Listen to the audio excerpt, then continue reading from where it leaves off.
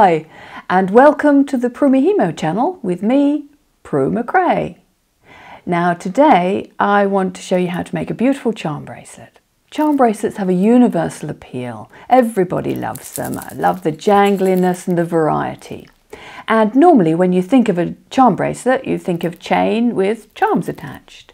But I want to show you a very unusual way of making a charm bracelet using kumihimo techniques. And you can get lots of variety, lots of colour and have lots of fun. So I think the best thing is for me to take you through all these examples that I've put together for you. So here are just 4 examples of how you can make this design work. So if we look at this one here, I have used as charms little gemstone hearts which I've put on head pins, and I've also added in a few pearls. For this one I've used little pearl discs, and again they're on head pins. So I've made my own charms, and for this one, if you see, I've got size 8 beads. For this one I have used size 6 beads. Here's another one with larger beads. These are actually drops I've used here, and I've got slightly larger beaded clusters than I have on others, and I've just put a single leaf charm on each one.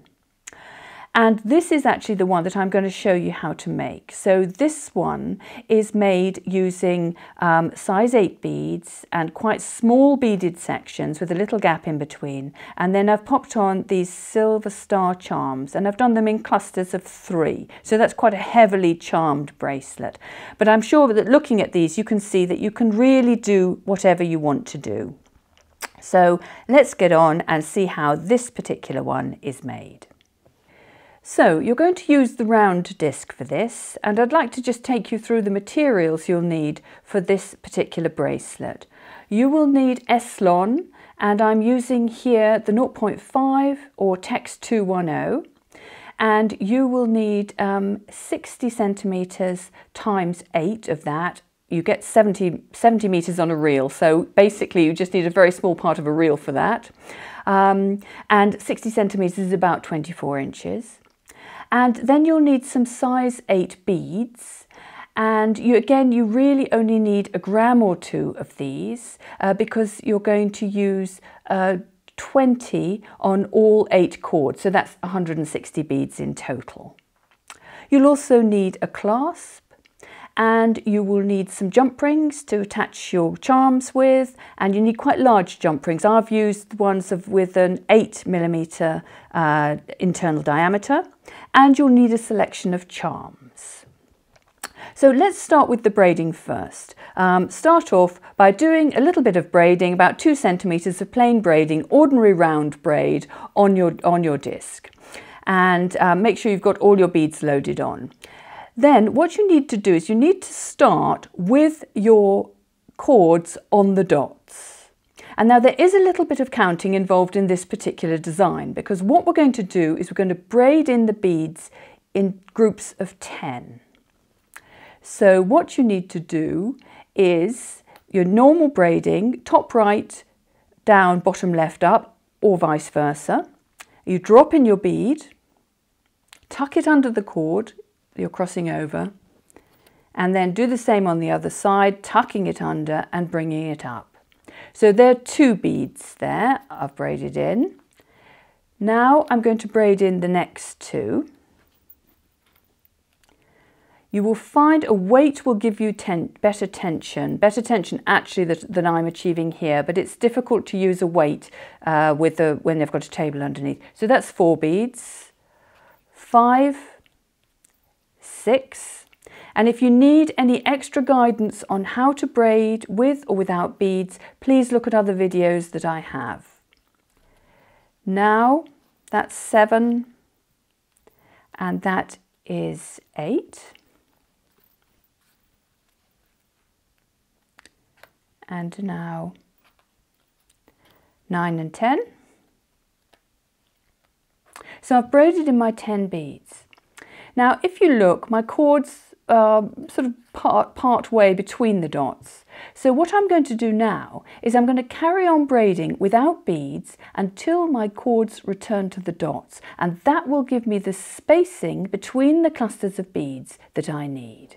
So I just carry on braiding.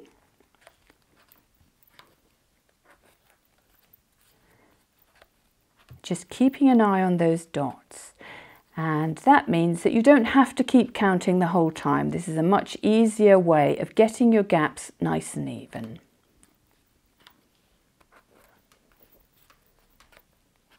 So I'm just carrying on round, and as I work, you see my cords are getting closer and closer to those dots. And round, just a few more. And it's much more relaxing than having to count every single move. So now, these last two moves bring me back to the dots. Now what you do is carry on round and add in 10 beads again. And continue with that pattern. So you do 10 beads, and then you carry on till your cords are on the dots.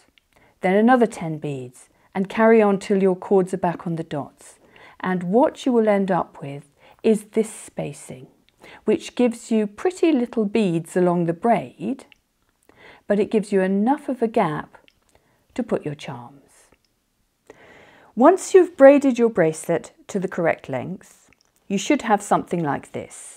Now you're going to add your charms. Now you do need pliers, and ideally you need 2 sets of either flat nose or chain nose pliers, so you can grip your jump ring.